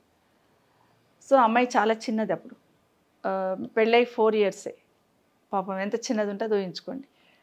సో ఆ అమ్మాయికి ఫార్మాలిటీస్ చేస్తున్నప్పుడు బొట్టు పెడతామని ఆలోచిస్తున్న సందర్భంలో మా ఆడపడుచులు తర్జన పడ్డారు, పెడతాము, పెట్టాలా వద్దా, పెట్టుకోనా వద్దా అని తర్జన పడుతున్న సందర్భంలో నన్ను పిలిచి అడిగారు, ఒక్కసారి తమ్ముడిని కూడా అడుగు అని. మా వారి దగ్గరికి వెళ్ళి అడిగాను, పాపం చిన్న వయసు అమ్మాయి, బొట్టు పెట్టాలా వద్దా అని అడుగుతున్నారు వదినమ్మ వాళ్ళని. అడిగితేను అంత పెద్ద మనిషే పోయిండు, వాడే పోయిండు, ప్రాణమే పోయింది, బొట్టు ఇంపార్టెంట్ అని అడిగారు. అంటే ఆయనకు చాలా అటాచ్మెంట్, వాళ్ళ మేనల్లుడు అంటే ప్రాణం. ఆ బాధలో ఏమన్నాడంటే వాడే పోయిన తర్వాత బొట్టు ఇంపార్టెంటా అన్నారు. సో అది నా మనసులో ఉండిపోయిందండి. మళ్ళీ ఆ అమ్మాయి చూసినప్పుడు కూడా వాళ్ళ అల్లుని చూసుకొని, వాళ్ళ అల్లుని తలుచుకొని బాధపడేవాడు మా ఆయన, అంటే అంత ప్రేమ ఉండేది. సో ఆ మాట అన్నారు కదా, సో నేను ఆయన ఆలోచన అట్లా ఉండింది కదా, అంత ప్రాణప్రదంగా ఉన్నాయన పోయినప్పుడే బొట్టు ఏమి ఇంపార్టెంట్ అనే లెవెల్లో మాట్లాడి ఉన్నారు కదా. సో వేర్లు ఎంత బాగుంటేనే చెట్టు కూడా అంత బాగా పెరిగి అంత మంచి పండ్లు కాస్తాయి అన్నట్టు మీ కుటుంబం కూడా అలానే అమ్మ. పిల్లలు అర్థం చేసుకునే వాళ్ళు, కోడళ్ళమ్మ, కోడలు ఎలాంటి వాళ్ళు వచ్చారు? మంచి కోడళ్ళు వచ్చారు. మంచి కోడళ్ళ అత్తయ్యని అర్థం చేసుకునే వాళ్ళు, చక్కగా కూతుళ్ళలాగా పనిచేస్తారు నాకు. కానీ రాజకీయాలలో అన్నా చెల్లెళ్ళు, అక్క తమ్ముళ్ళు ఎలా ఉండాలో నేర్పింది ఎవరు అంటే రాజశేఖర రెడ్డి గారు. అది మీ బంధంతోనే స్టార్ట్ అయింది. ఏ రాఖీ వచ్చినా కానీ రాజకీయ నాయకుడికి మన రాఖీ కట్టేటప్పుడు ఫస్ట్ గుర్తొచ్చేది మీరే. గీతారెడ్డి గారు, మీరు, సింతా లక్ష్మారెడ్డి, డీకే అన్న, రాజశేఖర రెడ్డి గారు కట్టింది అది కొనసాగుతూ వస్తుంది ఇప్పటికి కూడా. ఇప్పుడు రాఖీ రాబోతుంది, ఎన్నిసార్లు గుర్తు చేసుకుని ఉంటారు మీ వారితో పాటు మీ అన్నను కూడా? చెప్తే అతియోశక్తి అవుతుండొచ్చు. నేను 9th class చదువుతున్నప్పుడు నాకు ఒకడే బ్రదర్. రాఖీ పౌర్ణమి అంటే ఎందుకో నాకు అదొక మనస్ఫూర్తిగా అటాచ్మెంట్తో చేసుకునే పండుగని ఫీల్ అవుతుంటాను, అంటే బ్రదర్కి కట్టాలనే ఫీలింగ్తో. సో అప్పుడు అన్నీ కూడా నేను 9th classలో మా రాఖీ పౌర్ణమి వస్తుంటే మా తమ్ముడికి పోస్ట్లో పంపించేదాన్ని, వాడికి రీచ్ అవ్వాలి రాఖీ అని పంపించేదాన్ని ఖచ్చితంగా. తర్వాత రాఖీ కట్టింది ఎవరికి అని నేను పర్సనల్గా మా తమ్ముడి తర్వాత కట్టింది ఎవరికి అంటే రాజశేఖర రెడ్డి అన్న. ఏమి ఇచ్చాడు అన్న రాజశేఖర్ అన్న? చాలా ధైర్యం ఇచ్చాడు, చెవెళ్ళ చెల్లెమ్మ, చాలా అంతకన్నా ఎక్కువే ఉంది. వాళ్ళ సిస్టర్తో పాటు నాకు స్థానం ఇచ్చాడు కదా, విమలమ్మని చూసినట్టు అవుతుందంటే ఇంకా అంతకన్నా గొప్పగా ఏముంటుందండి. అందుకే అనేదాన్ని దేవుడు ఇచ్చిన అనేది. బట్ ఆ కుటుంబంలో అంత స్థానం ఇచ్చారు కదా మీకు. ఆయన పోయిన తర్వాత జగన్మోహన్ రెడ్డి అత్త అన్న ఒక బాండింగ్ ఉందా మీ ఇద్దరి మధ్య? నాకు అంత పరిచయం లేదు అస్సలు. కానీ నేను కేసీఆర్ గారి దగ్గరికి వెళ్ళినప్పుడు, కేసీఆర్ గారితో మాట్లాడిన తర్వాత వచ్చేస్తుంటే కేటీఆర్ నాకు ఒక్క మాట అన్నాడు, అక్క మేము రాజకీయంగా ఏం చేస్తామేమో తెలియదు కానీ రాజశేఖర రెడ్డి అని ఇచ్చిన గౌరవం మా కుటుంబంలో మీకు ఉంటుంది అక్క అన్నాడు. అంతకన్నా నేను ఎక్స్పెక్ట్ చేయను బాబు అని చెప్పి. అంతే, అలానే చూసుకున్నారు. అట్లాగే చూసుకుంటాను స్టిల్, ఇప్పుడు కూడా అట్లాగే చూసుకుంటాను. ఒక పేరైతే బయట ఉంది, నాండు బీఆర్ఎస్ పార్టీ ఆడవాళ్ళని కొంచెం తక్కువ చూపు చూస్తుంది, ఆడవాళ్ళకి పెద్ద ప్రాముఖ్యత ఇవ్వరు. ఎందుకంటే మీరే ఫస్ట్ మినిస్ట్రీ తెలంగాణలో లేడీ. అంటే నేను అందుకే చెప్తున్నా, కేటీఆర్ గారు వాడిన వర్డ్ కూడా, సెంటెన్స్ కూడా చెప్తున్నా, అక్కడ రాజకీయంగా ఏమవుతుంది ఏం కాదనేది నేను చెప్పలేను, కానీ రాజశేఖర రెడ్డి గారు ఏ విధంగా మిమ్మల్ని రెస్పెక్ట్ చేశారో అది మేము ఆ గౌరవం మేము ఇస్తాం ఇక్కడ, చాలా, అంతకన్నా ఎక్కువ ఎక్స్పెక్ట్ చేయనని చెప్పాను. బట్ ఒకనొక టైంలో మీకు ఒక కుడిభుజం లాగా నిలబడ్డారు కదా కేసీఆర్ గారు. నాకు కుడిభుజం అంతే కదా, సపోర్ట్ చేశారు కదా. ఎంత గట్టి నేనేమంటున్నా, నేను ఆ పార్టీకి సర్వీస్ చేయకపోయినా నన్ను పిలిచి ఒక మాట అన్నారు కేసీఆర్ గారు. నేను వెళ్ళగానే అట్లా కూర్చోగానే, అమ్మ నీలాంటి వాళ్ళని వదులుకోవడం వాళ్ళ దౌర్భాగ్యం, నీలాంటి లీడర్ మాకు కావాలి, నిన్న నా క్యాబినెట్లో తీసుకుంటా అన్నారు. ఒక్క నిమిషం షాక్ అయిపోయాను. ఏమీ మాట్లాడలేదు నేను, వెళ్ళి అట్లా కూర్చున్నాను, ఏమీ మాట్లాడలేదు. సో హైలీ రెస్పెక్ట్ ఇస్తారు, హైలీ సపోర్ట్ చేస్తారు కేసీఆర్ గారు కూడా. బయట అంతే రూమర్ చేస్తుంటారు కానీ ఏది చెప్పినా వింటారు, విని సొల్యూషన్ కూడా ఇస్తారు. అవునా? ఊరికి బయట మాట్లాడే వాళ్ళు మస్తు మాట్లాడతారు. ప్రజాభవన్లో కాలు పెట్టే మాకు ఫ్రీడమ్ కూడా ఇచ్చున్నారు. మా డిపార్ట్మెంట్లో నాకు ఫ్రీడమ్ ఇచ్చారు కాబట్టి చేయమని నేను మనమూరు మనబడి లాంటి స్కీమ్ తీసుకురాగలిగాము, ఇంప్లిమెంట్ చేయగలిగాము. సొంతగా నిర్ణయాలు తీసుకున్నాం కాబట్టి ఇప్పుడు నోట్బుక్స్ లాంటివి ఇంప్లిమెంట్ చేసాం ఇక్కడ. ఇంతకుముందు నోట్బుక్స్ లేకుండే పిల్లలకి, ఓన్లీ టెక్స్ట్ బుక్స్ ఇచ్చేవాళ్ళం. పాపం ఎవరైనా డొనేట్ చేస్తే నోట్బుక్స్ తీసుకునేవాళ్ళు పిల్లలు. అట్లాంటిది నోట్బుక్స్ తీసుకున్నాము. ప్రైమరీ స్కూల్స్కి వర్క్ షీట్స్ అని వర్క్ బుక్స్ అని ప్రైవేట్ స్కూళ్ళలో కూడా ఉండవు, అంత మంచి బుక్స్ తీసుకొచ్చున్నాము. సిస్టమ్ సెట్ చేయడానికి ఇది చేస్తామనంటే గోహెడ్ అంటారు. ప్రమోషన్స్కి ట్రాన్స్ఫర్స్కి ఒక సిస్టమ్ సెట్ చేసింది మేము కదా, ఇప్పుడు ఇచ్చేసినారు టకా కానీ. అట్లా బయట మాట్లాడుతుంటారు మస్తు, దగ్గరికి వెళ్ళి చూసిన వాళ్ళకి అర్థమవుతుంది. ఎందుకు మరి అహంకారం ఎక్కువ బీఆర్ఎస్ పార్టీ నాయకులకి అనేది బయట ఎక్కువ ప్రచారం జరిగిందంటే నేను ఏమంటాను, కేటీఆర్ గారు ఏదైనా మాట్లాడితే అహంకారం అంటున్నారు. మరి మొన్న రేవంత్ రెడ్డి గారు మాట్లాడింది ఎట్లుంది, బట్టి గారు మాట్లాడింది ఎట్లుంది? అహంకారంగానే మాట్లాడారు కదా మమ్మల్ని అవమానించడం అసెంబ్లీలు అంటే. అట్లా కరెక్ట్ కదా. కొంతమంది వే ఆఫ్ టాకింగ్ కనిపిస్తుండొచ్చు మాట్లాడుతున్న సందర్భంలో. కేసీఆర్ గారు మాట్లాడుతున్నప్పుడు మనస్ఫూర్తిగా మాట్లాడతారు, ఏదైనా సమస్య తీసుకుపోయినప్పుడు దాని గురించి చెప్తారు. ఒకవేళ ఫస్ట్ టైం కాదన్నా సెకండ్ టైం మళ్ళీ చెప్పే ప్రయత్నం చేస్తే వింటారు, విని మళ్ళీ దానికి ఎక్కడ ఇబ్బంది కాకుండా చూసుకోండి, ప్రాబ్లం రాకుండా చూసుకోండి, రాంగ్ స్టెప్ పడొద్దు, ఇట్లాంటి జాగ్రత్తలన్నీ చెప్తారు. సో అంటే మీ తర్వాత మీ వారసత్వాన్ని కొనసాగించేది ఎవరు అంటే ఏమని చెప్తారు? మీ పెద్ద కొడుకు పేరు చెప్తారా, లేకపోతే మిగతా ఇద్దరు కొడుకులకు కూడా ఏమైనా ఇంట్రెస్ట్ ఉందా రాజకీయాల్లోకి? ఇంట్రెస్ట్ ఉన్నా, మా పిల్లలకి ఎవరికి ఇంట్రెస్ట్ ఉన్నా, మా పిల్లలు నాకు దేవుడిచ్చిన వరంగా ఏంటంటే మా ఇద్దరు చిన్నవాళ్ళు వాళ్ళ అన్నకు బాగా రెస్పెక్ట్ చేస్తారు. వాళ్ళ అన్న మాట వేదం. ఏ బిజినెస్ చేసినా వాళ్ళ అన్నతో షేర్ చేసుకుంటారు. వాళ్ళ అన్న కాదంటే ఒక్క అడుగు ముందుకు వేయరు. అంటే అంత ఇదిగా ముగ్గురు కలిసి ఉంటారు. సో భవిష్యత్తు భగవంతుడు నిర్ణయిస్తాడు. ఇప్పుడైతే కార్తిక్ నాతో పాటు గతంలో ఎంపీగా పోటీ చేసి తెలంగాణ ఇచ్చినప్పుడు తెలంగాణ రాష్ట్రంలో ఎవరైనా పాదయాత్ర చేశారో లేదో తెలియదు కానీ మా అబ్బాయి హైదరాబాద్ నుండి తాండూరు వరకు సోనియా గాంధీకి థ్యాంక్స్ చెప్తూ పాదయాత్ర చేశాడు తెలంగాణ ఇచ్చినందుకు. డెఫినెట్గా నా తర్వాత వాడే ఉంటాడు. బట్ రాజకీయాల్లో ఓటమెరుగని కుటుంబం అంటే పట్లోళ్ళ కుటుంబం మీది. బట్ అలాంటి కుటుంబం ఓటమి గల కారణాలు అంటే ఒక్క మెయిన్ రీజన్ అంటే ఏమని చెప్తారు మీరు? అప్పుడు కుటుంబంలో ఒక్కరికే టికెట్ ఇస్తామని తీర్మానం చేసుకున్నారు. కానీ స్పెషల్ కేసు కింద బట్టి మన ఉత్తమ్ కుమార్ రెడ్డి వాళ్ళ ఫ్యామిలీకి, కోమటిరెడ్డి వాళ్ళ ఫ్యామిలీకి ఇచ్చిన తర్వాత స్పెషల్ కేసు కింద ఫస్ట్ హోమ్ మినిస్టర్ మీరు కాబట్టి మీ ఫ్యామిలీకి ఇస్తాం ఆపర్చునిటీ అన్నారు కాబట్టే మా అబ్బాయికి టికెట్ తీసుకున్నాను నేను. ఫస్ట్ ఎంపీ టికెట్స్ అనౌన్స్ చేసేసారు. ఎట్లాగో నాది వస్తుందనే కాన్ఫిడెన్స్తో ఉన్నాను. చివరికి వచ్చేసరికి నా టికెట్ కట్ అయిపోయింది. సో అక్కడ ఇమీడియట్గా ఏమైపోయింది, అవునన్నా కాదన్నా జిల్లాలో నా మీద కొంచెం పాజిటివ్ థింకింగ్ ఉంటుంది. అది ఆ పార్టీ ఈ పార్టీ ఏదైనా కానివ్వండి. ఎక్కడికి తీసుకొచ్చారు అందరూ నన్ను అభిమానించే వాళ్ళు కానీ అవతల పార్టీ అపోజిషన్లో ఉన్న వాళ్ళు ఎట్లా బ్లేమ్ చేయడం మొదలు పెట్టారంటే సబితమ్మని కాదని వాళ్ళ అబ్బాయి తెచ్చుకున్న టికెట్, సబితమ్మ ఉంటే బాగుండేది, ఈయన వల్లనే ఈ అబ్బాయి వల్లనే సబితమ్మకి టికెట్ రాలేదని ఒక అభిమానంతో వాడికి నెగిటివ్గా ప్రచారం చేయడం మొదలుపెట్టారు. అక్కడ దెబ్బతిన్నాను. నాకు ఆ రోజు టికెట్ ఇచ్చుంటే ఖచ్చితంగా ఇద్దరం గెలిచేవాళ్ళం. అంటే వరుసగా అది నాకు పార్టీ నష్టం చేసినట్టే కదా. అయినా ఒక్క మాట మాట్లాడానా నేను? ఇప్పటివరకు ఎక్కడన్నా ఒక మాట మాట్లాడానా? ఆడవాళ్ళలో రాజకీయ నాయకులు రెబల్గా మాట్లాడితేనే వాళ్ళకంటూ ఒక ప్లేస్మెంట్ ఉంటుంది, వాళ్ళకంటూ సముచిత స్థానం. బయట కూడా ఎవ్వరి గురించి మాట్లాడకపోయినా ప్రజల గుండెలో నిలిచిపోయారు. అది మహేశ్వరం అయినా, అది చేవెళ్ళైనా, ఏదైనా కానీ అక్కడ నాదే, ఇక్కడ నాదే, ఎక్కడేసినా నాదే అనే విధంగా అదే జిల్లా అంతా అంటే ఒక జిల్లా మీకోసం నిలబడుతుంది. జిల్లాలో ఎక్కడ నిలబడ్డా కానీ గెలిచే కెపాసిటీ ఉన్న వ్యక్తి. అందుకే చెప్తున్నాను రోషిని, ఇన్ని సంవత్సరాలలో ఇన్ని నా గుండెల్లో పెట్టుకొని ఒక్కరోజు మాట్లాడేది వ్యతిరేకంగా పార్టీకి అంటున్నాను. ఇప్పుడు బట్టి గారు అన్నారు కాబట్టి నేను ఆ మాట అనాల్సి వస్తుంది, ఇవన్నీ మాట్లాడాల్సి వస్తుంది. అవును, పార్టీ మీకు ఏం తక్కువ చేసిందంటే నేను పార్టీకి ఏం తక్కువ చేయలేదు. పార్టీ నాకు తక్కువ చేసినా నేను మాట్లాడలేదు ఎక్కడ కూడా. మీరు నో అన్నా కూడా మాట్లాడలేదు, అవమానించినా మాట్లాడలేదు. నచ్చినప్పుడు పక్కన ఉండాలనుకున్నాను, పక్కకి వెళ్ళిపోయినాను. పక్కన నాకు కేసీఆర్ గారు సముచిత స్థానం ఇచ్చారు, దాన్ని నిలబెట్టుకున్నాను 4 సంవత్సరాలు. ఇప్పుడు ఆ పార్టీకి సపోర్ట్ చేయాలి, అండగా ఉండాల్సిన బాధ్యత నా మీద ఉంది. బట్ కాంగ్రెస్ అధికారంలోకి వచ్చిన తర్వాత సబితా ఇంద్రారెడ్డి గారితో మంతనాలు చేశారు. సబితమ్మ ఈ పార్టీలోకి వస్తే మంత్రి పదవి వచ్చే అవకాశం ఉంది అనే మాట వాస్తవా? పార్టీ మారుతున్నారేమన్నా? అంటే స్టార్టింగ్ నుండి చెప్పాను నేను, అలాంటి ఆలోచన లేదు. పదవుల కోసం పరిగెత్తదాన్ని కాదనే ఇంత ఉపోద్ఘాతం చెప్పాను నేను. 2014లో పిలిచినా పోలే, 18లో పిలిచినా పోలేదు. 19లో పోయారు. 2000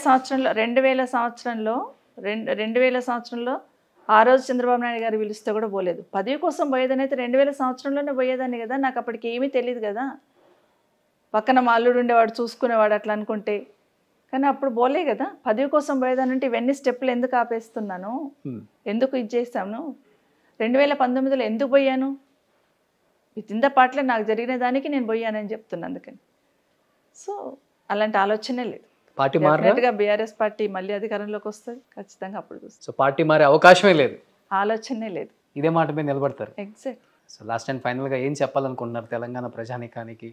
చూస్తున్నాం 8 నెలల పాలన. కేసీఆర్ గారి మీద నిందలు నేపం నెట్టేసి ఎన్నో రకాలు చేసేసి ఎన్నో రకాల హామీలు ఇచ్చి అధికారంలోకి వచ్చింది పార్టీ, కాంగ్రెస్ పార్టీ. 8 నెలల్లో అస్తవ్యస్తమైతే అయ్యింది. రోషన్ గారు ఏమన్నానండి, అక్కడ ఎవరున్నారని కాదు, ఆ ముఖ్యమంత్రి పొజిషన్లో ఉన్న వాళ్ళు, ఆ అధికారంలో ఉన్న వాళ్ళు కరెక్ట్గా అటెన్షన్ ఇస్తలేరేమో అనిపిస్తుంది. ఏ ఇష్యూ మీద చూసినా కూడా ఈజీగా అట్లా మాట్లాడి అట్లా వదిలేస్తుండేమో అనిపిస్తుంది. కాబట్టి ఇప్పటికైనా ఇప్పుడున్న ప్రభుత్వం పాలన మీద దృష్టి పెట్టాలంట. ఎందుకంటే రైతు రుణమాఫీ అన్నారు, ఒక్కటి చక్కగా లేదు. ఈరోజు ఎడ్యుకేషన్ గురించి చూస్తున్నాం, కరెక్ట్ డైరెక్షన్ ఎక్కడ ఇవ్వలేకపోతున్నారు. ఉద్యోగాలు అన్నారు, ఏం జరుగుతుందో చూస్తున్నాం. సో ఇప్పటికైనా నేను కేసీఆర్ గారిని ఎందుకు రాజశేఖర రెడ్డి గారితో కొన్ని ఉన్నాయి ఆయనలో అని ఎందుకు చెప్పానంటే, రాజశేఖర రెడ్డి గారు రైతుల గురించి ఆలోచించారు, అట్లే కేసీఆర్ కూడా రైతుల గురించి ఆలోచించారు. రైతులకి సాగునీరు ఇస్తే బంగారం పండిస్తారనే ఆలోచన ఆ రోజు రాజశేఖర రెడ్డి గారికి ఉంది. సేమ్ ఆలోచన కేసీఆర్ గారు కూడా, వాళ్ళకి నీళ్ళు ఇస్తే చాలు వాళ్ళు ప్రశాంతంగా ఉండగలుగుతారు, 2 పంటలు కాదు 3 పంటలు తీస్తారు వాళ్ళు అనేసి వాళ్ళకి కావాల్సిన పవర్ విషయంలో కానివ్వండి, రైతు బంధు లాంటి విషయం దేశంలో ఎక్కడ లేదు కదా. రైతు బంధు లాంటి విషయంలో కానివ్వండి, అక్కడ కులాలు చూడలే, మతాలు చూడలే, పార్టీని చూడలే, ఇరిగేషన్ లాంటి ప్రాజెక్టు. ఇంకొక మాట అనేవాళ్ళు కేసీఆర్ గారు మళ్ళీ ప్రాణహిత చేవెళ్ళ, అదే కాళేశ్వరం ప్రాజెక్ట్ ఏదైతే ఒక కొలిక్కి తీసుకొచ్చామో, ప్రాణహిత చేవెళ్ళకి వెళ్ళి రావాల్సిన నీళ్లు చెవెళ్ళకి రాలేవు కాబట్టి పాలమూరు రంగారెడ్డి తొందరగా పూర్తి చేసి నేను చెవెళ్ళ వరకు నీళ్ళు తీసుకొస్తా, నీ కోరిక అదే కదమ్మా అనేవాళ్ళు. సో అదొక్కటి పూర్తి చేస్తే నా కోరిక కూడా తీరిపోతుంది, తెలంగాణ సాధించుకున్నాం, తెలంగాణ బాగు చేసుకున్నాం అన్ని రంగాలలో. ఇదొక్క ప్రాజెక్టు పూర్తి చేస్తే ఇక్కడున్న వాళ్ళందరూ కూడా నీళ్ళు వచ్చేస్తాయి అని ఆలోచన కేసీఆర్ గారు చేస్తున్నారు. ఇప్పుడు దాని మీద దృష్టి ఉండదు, ఇప్పుడు ముఖ్యమంత్రి గారు అటు పక్కనే దృష్టి పెడతలేరు. సో ఇవన్నీ ఎందుకన్నా, ఇప్పుడు ఆరోగ్యశ్రీ ఉండింది, కేసీఆర్ గారు సేమ్ ఆరోగ్యశ్రీని కంటిన్యూ చేశారు, దాన్ని ఇంకొంచెం మెరుగులు దిద్దే ప్రయత్నం చేశారు. ఫీజు రియంబర్స్మెంట్ ఒకటి, ఆరోగ్యశ్రీ తీసుకొస్తున్నప్పుడు రాజశేఖర రెడ్డి గారు క్యాబినెట్లో ఏం చెప్పారు మాకంటే, ఒక కుటుంబము డబ్బులన్నీ సంపాదించుకొని పోగు చేసుకున్న డబ్బులన్నీ ఒక్కసారి హాస్పిటల్ పోతే, ఎవరైనా ఒక్కరు పోతే చాలు మళ్ళీ అప్పులపాలు కావాల్సిన పరిస్థితి వస్తుంది. ఒక కుటుంబాలు దెబ్బతినడానికి ఇంకొక రీజను ఏంటంటే ఈ హెల్త్కి సంబంధించిన ప్రాబ్లం వచ్చినప్పుడు అని చెప్పి పెట్టారు. ఫీజు రియంబర్స్మెంట్ విషయంలో మాట్లాడుతున్నప్పుడు పేద పిల్లలు చదువుకోవాలనున్న ఫీజు కట్టలేక చాలామంది చదివించలేకపోతున్నారు, కాబట్టి ఫీజు రియంబర్స్మెంట్. ఈ 2 పథకాలను యాజ్ ఇట్ ఈజ్ కంటిన్యూ చేశారు కదా, అంటే అదే ఆలోచనతో ముందుకు పోయారు. సో ఇలాంటివన్నీ కంపేర్ చేస్తున్నప్పుడు, తర్వాత ప్రాజెక్టులు కట్టాలని మొదలుపెట్టినప్పుడు కూడా ఏదైనా పూర్తి చేయాలంటే పైపైన చేద్దామంటే వద్దు, కంప్లీట్ రిజల్ట్స్ వచ్చేటట్టు చేయాలనే ప్రయత్నం చేసేవారు. అంతేందుకు వరంగల్లో హాస్పిటల్ కడుతున్నారు, హాస్పిటల్ అది కొంతవరకు పూర్తయింది. పూర్తయితే ఒకరోజు క్యాబినెట్ డిస్కస్ చేస్తూ, సార్ పూర్తయింది కదా పోయి ఇనాగ్రేషన్ చేసి వద్దాము ఎలక్షన్ కన్నా ముందే అని అడిగారు. ఇంటర్నేషనల్ స్థాయిలో కట్టారు. సో దాన్ని చేసి వద్దాము, మిగతా తర్వాత కంప్లీట్ చేద్దాం అన్నారు. సో కేసీఆర్ గారు అన్నారు, ఎందుకు తొందరపడదాం, మొత్తం కంప్లీట్ కానీ పేరు కోసమా, పేరు ఉండాలా రాయి మీద మనం ఉరుకులాడాలన్నా, అవసరం లేదు, మొత్తం కంప్లీట్ కానీ అని అన్నారు. అంటే కొన్ని విషయాలు మాట్లాడుతున్నప్పుడు బయట చాలా మాట్లాడుతుంటారు, రకరకాల మాటలు మాట్లాడుతుంటారు, కానీ ఒక విషయాన్ని డిస్కస్ చేస్తున్నప్పుడు క్షుణ్ణంగా డిస్కస్ చేస్తారు. ఆయన దాని వెనకాల వచ్చే లాభాలేంటి, నష్టాలేంటి, ఏం చేస్తే బాగుంటుంది, ఇది నిజంగా పూర్తి చేయగలుగుతామా, ఇవన్నీ ఆలోచించి స్టెప్ వేస్తారు. ప్రతిపక్షంలో ఉండి అసెంబ్లీలో పోరాడాల్సిన కేసీఆర్ గారు అసెంబ్లీకి రావట్లేదంటే పోరాడతారు, టైం వస్తుందంట, దానికి టైం ఇవ్వాలి కదా మరి గవర్నమెంట్ పని చేయడానికి. కొంత మొదటి నుండే వ్యతిరేకంగా మాట్లాడడం కాదు కదా, మరి అవకాశం ఇవ్వాలి కదా పని చేయడానికి వాళ్ళకు కూడా. అదే కేసీఆర్ గారు ఆలోచన. ఓకే, సత్యేంద్రారెడ్డి గారు, మీరు సత్యవతి రాథోడ్ గారు కవిత గారిని చూడటానికి వెళ్ళిన వీడియో బాగా వైరల్ అయింది. అండ్ ఈ మధ్య కవిత గారి ఆరోగ్యం కూడా క్షీణించిందని ఒక 2-3 టైమ్స్ హాస్పిటల్కి కూడా తీసుకెళ్లారు అన్నారు. ఏంటి అసలు కవిత గారు రావటానికి టైం పడుతుందా, కవిత అసలు గారు- ఆరోగ్యం ఎలా ఉందా అనే దాని మీద చాలా మందికి పాపం బాగానే question marks. ఉన్నారండి, బట్ ఒక ఆడబిడ్డలుగా ఒక ఆడబిడ్డ అక్కడ ఉంది కాబట్టి వెళ్ళాం. చూడాలనిపించింది, ఒకసారి వెళ్ళి ఏమనిపించింది చూసి చూడగానే మీకు? ఆమె ధైర్యంగానే ఉన్నారా? ఆవిడ ధైర్యంగానే ఉంది, కానీ బాధ అనిపిస్తుంది కదండి. మా అక్కనో మా చెల్లినో నా బిడ్డనో ఉంటే బాధపడతాం కదా, ఎవరమైనా బాధపడతాం. ఆ ప్లేస్లో ఎవరమైనా మన వాళ్ళు ఉంటే ఎట్లా ఫీల్ అవుతాం అదే ఫీల్ అనిపించింది. ఒక రకంగా పొలిటికల్గా గేమ్లోనే తను ఇబ్బంది పడుతుంది కదా అని మాత్రం అనిపించింది. ఎందుకంటే అంతకన్నా పెద్ద పెద్ద స్కామ్స్ ఎన్ని జరిగినాయి తెలీదా, ఎన్ని జరుగుతున్నాయి తెలీదా, అక్కడ ఏం జరిగింది, స్కామ్ లేదా? ఏ విధంగా ఆమెను ఫిక్స్ చేశారని తెలీదా, ఎంతమందిని వాళ్ళు అప్రూవర్గా మార్చుకున్నారు, ఏ విధంగా ఫిక్స్ చేశారు ఆమెను అనేది అర్థమవుతలేదా పబ్లిక్కి? డెఫినెట్గా అర్థమవుతుంది. కేసీఆర్ని మొండిగా థ్రెట్గా, అంటే మోడీ గారికి పోటీ ఎవరు ఉన్నట్టే కేసీఆర్ గారు అన్నట్టు, కేసీఆర్ గారు కేజ్రీవాల్ గారు ఇద్దరే గట్టిగా మాట్లాడుతున్నారు అనిపించింది. కాబట్టి వాళ్ళు గట్టిగా ఫిక్స్ చేయాలంటే ఏం చేయాలని డైరెక్ట్ కొట్టకుండా కవిత గారిని కొట్టింది అనిపించింది. కానీ అక్కడ చూస్తే కొంచెం బాధ అనిపించింది. బట్ ఆ అమ్మాయి గట్టి ధైర్యంగా ఉంది. చాలా ఇష్టం కదా కేసీఆర్ గారికి కవిత గారు అంటే. డౌన్ అయ్యారా ఒకనొక ఏ టైంలో? తల్లికి ఏ బిడ్డ ఏ తండ్రికి ఇష్టం ఉండదు అన్నారు కదా మొన్న ఒక రోజు. అగ్నిబంధం లాగా ఉంది నేను, ఒక బిడ్డ నా బిడ్డ జైల్లో ఉంటే ఏ తండ్రికైనా ఎట్లుంటుందని ఒక మాట అన్నారు కదా, ఎవరికైనా అంతే ఉంటుంది. బట్ ఇప్పుడు అసెంబ్లీలో దాని మీద కూడా వ్యంగ్యంగా చాలా వినాల్సి వస్తుంది కదా కవిత గారి గురించి కూడా. ముందు రోజేమో అక్కలను నమ్ముకుంటే మీ బతుకు బస్ స్టాండ్ అవుతుందని కేటీఆర్ గారు చెప్పారు. నెక్స్ట్ డేనేమో కేటీఆర్ నమ్ముకుంటే మీరు కూడా అంతే అక్క మీకేం రాదని చెప్పాడు. కేటీఆర్ని నమ్ముకుంటే, నన్ను నమ్ముకున్న మా అక్కల్ని ముందు వరుసలో కూర్చోబెట్టినా మీరు కేటీఆర్ని నమ్ముకుంటే వాళ్ళ చెల్లెల్ని జైల్లో ఉంటే ఏం చేస్తారు, చేయలేకపోతున్నాడు అనే లెవెల్లో మాట్లాడారు. అది శోభన అనిపించదు ఆ పదవికి. కానీ ఏ అన్నాన్ని ఎంత బాధపడతాడో ఎవరికైనా అర్థమవుతుంది. మాట్లాడకుండా ఉండాల్సింది, ఎందుకంటే కవితకు సంబంధం లేని ఇష్యూ కదా, మన అసెంబ్లీలో మాట్లాడినంత ఇష్యూ కాదు కదా. అంటే ఏదో ఒక రకంగా ఆడబిడ్డలను అవమానించాలనే ప్రయత్నం మొన్న అసెంబ్లీలో జరిగింది అనేది వాస్తవం. ఇన్ని సంవత్సరాల నుంచి రాజకీయాల్లో ఉన్నారు, ఆ డిస్క్రిమినేషన్ కనపడుతుందా? జెండర్ డిస్క్రిమినేషన్ ఇక్కడ ఆడవాళ్ళకి ఏమన్నా గమనించారా మీరు కూడా ఏమన్నా? అంటే అట్లా ఉండదులేండి, అంత పై లెవెల్ అంత ధైర్యం చేయాలండి. ఓకే. కానీ నేనేమంటే మాటలతో మాట్లాడకూడదు అంటాను. వ్యక్తిగతంగా కామెంట్స్ ఎట్టి పరిస్థితులలో చేయదు. వ్యవస్థలో రాజకీయంగా ఉన్నదాన్ని కామెంట్ చేయండి, మేము ఎదుర్కొంటాం, మాట్లాడతాం గట్టిగా. కానీ వ్యక్తిగతంగా కామెంట్ చేస్తే మాతో పాటు మా కుటుంబం బాధపడుతుంది. ఎందుకు బాధపడాలి? ఎవరైనా కూడా, ఏ మహిళనైనా కూడా. ముగ్గురు మీ కొడుకులు బాధపడ్డారా అసెంబ్లీలో మీ మీద జరిగిన డెఫినెట్గా అవమానానికి? నా కొడుకులు, నా మనవడు, నా మనవరాలు అందరూ బాధపడ్డారు కదా, నా కోడళ్ళు అందరూ బాధపడతారు కదా. నేనేమంటానంటే వ్యక్తిగతంగా కామెంట్స్ చేయొద్దంటాను. వీలుంటే సహకారం అందించాలి ఏ లేడీకైనా, ఏ మహిళ అయినా కానివ్వండి. అందులో హౌస్లో మాట్లాడడం అనేది ఇంకా బాధాకరం అండి. పొలిటికల్గా స్టేట్మెంట్లు ఎన్నో ఇస్తుంటారు, మైకులు బట్టి కోట్ల మంది చూస్తారు కదా. కానీ హౌస్లోనే మాట్లాడితే, మనమే ఇంప్లిమెంట్ చేయాల్సిన వ్యవస్థలో ఉన్న మనమే ఆ ఫ్లోర్లో మాట్లాడితే ఏం మెసేజ్ పోతుంది? భవిష్యత్తులో ఇవి జరగకుండా ఉంటే బాగుంటుంది. Super. Anyhow thank you so much Sabitha Indra Reddy గారు. ఎందుకంటే ప్రతిపక్షంలో ఉన్న అధికారంలో ఉన్న సవితమ్మ ఇల్లు అంటేనే కలకలలాడిపోతుంది ఎప్పుడు కార్యకర్తలతో. అంటే ఆమె ప్రతిపక్షంలో ఉంది కదా, ఆమెతో ఏం పని మాకు అనుకునే నియోజకవర్గం కాదేమో మహేశ్వరం చెవెళ్ళ. ఎప్పుడు కూడా అక్కడ గెలిచినా ఇక్కడ గెలిచినా ఆ ఊర్లో సగం మంది ఎప్పుడు ఈ ఇంటి కిందే. అందుకే ఇంద్రారెడ్డి గారు చెప్పేవారు, అర్ధరాత్రి వచ్చినా నా ఇంటి డోర్లు తెరిచి ఉంటాయని. నిజంగా మీ ఎప్పుడు తెరిచే ఉంటాయి. ఆ ఇల్లు అట్లాగే ఉంటుంది, ఆ డోర్ అట్లాగే తెరిచి ఉంటుంది. అందుకే ఇంట్లోనే ఉంటాను. చాలా మంది అనుకుంటారు ఇంతకన్నా పెద్ద ఇల్లు కట్టుకోవచ్చు కదా, మహేశ్వరంలోకి ఇల్లు కట్టవచ్చు కదా. అంటే ఇంటితో ఉన్న అనుబంధం అలాంటిది. నాకు ఎంత రాత్రి అయినా నేను ఇక్కడ చేరుకోవాలి, ఆ అనుబంధం అట్లాంటిది. ఇంటితో ఉన్న అనుబంధాన్ని తెంచుకోలేక ఇంకెక్కడ కూడా ఇల్లు కట్టడానికి ఇష్టపడింది. సూపర్. మీ ఎథిక్స్, మీ మోరల్స్ సరే హ్యాట్సప్ అండి. Thank you. సో రాజకీయాలు ఇలా ఉండటం చాలా కష్టం అండి. మరొక్కసారి నన్ను నా శృతులలోకి తీసుకెళ్లారు, మధుర శృతులు అనుకుంటాను. అది రాజశేఖర రెడ్డి అన్న గురించి కానివ్వండి, ఇంద్రారెడ్డి గారి గురించి కానివ్వండి తీసుకెళ్లారు. Thank you so much. ఇది మా భాగ్యం అని చెప్పుకోవచ్చు. మీరు ఒకసారి అలా వెళ్ళి చెప్పడం అనేది ఈ టైంలో. Thank you so much Sabitha Indra Reddy గారు. Thank you.